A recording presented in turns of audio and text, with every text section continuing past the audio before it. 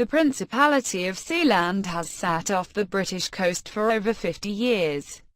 Though it is largely unrecognized throughout the world, it claims to be the smallest country in the world. The island measures just 15 by 40 yards, with just enough room for a small building and helicopter landing pad. At the height of World War II, the British military installed open-sea fortresses in the mouth of the Thames River.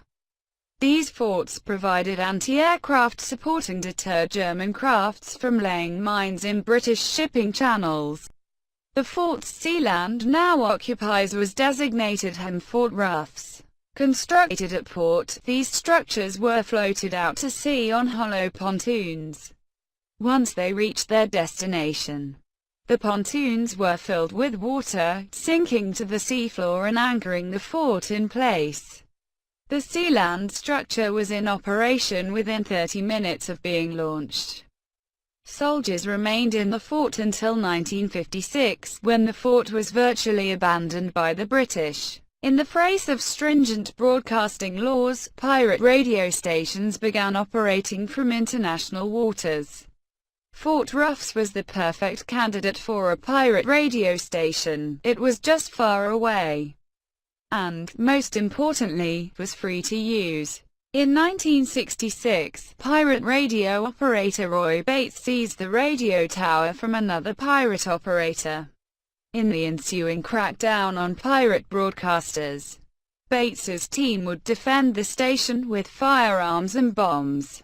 After dodging charges in British courts, he declared the sea fortress to be his own independent country, the Principality of Sealand. By 1975, Sealand had its own flag, currency, national anthem, passports, and government.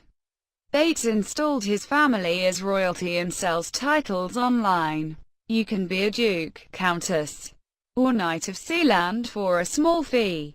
The Bates family has ended up back in the courts on several occasions, but continues to be largely left alone by the authorities. Though they haven't been officially recognized worldwide, they have been made an exception in the expansion of British territory and from answering to British laws. In 1978, Alexander Achenbach led an invasion of Sealand. He hired a team of mercenaries to storm the platform, taking it by using speedboats, jet skis, and helicopters. They took Bates's son, Prince Michael, hostage, but Michael was able to drive them off. Achenbach was taken prisoner and charged with insurrection. Dutch and German state departments got involved, and though he was sentenced to a $35,000 fine, he was eventually released. The Sealand rebel government operates to this day in exile, campaigning against the Bates family rule. Everyone who helped defend the nation was inducted into the Sealand Order of Knights, a title you now buy, and was sworn to protect Sealand when called upon.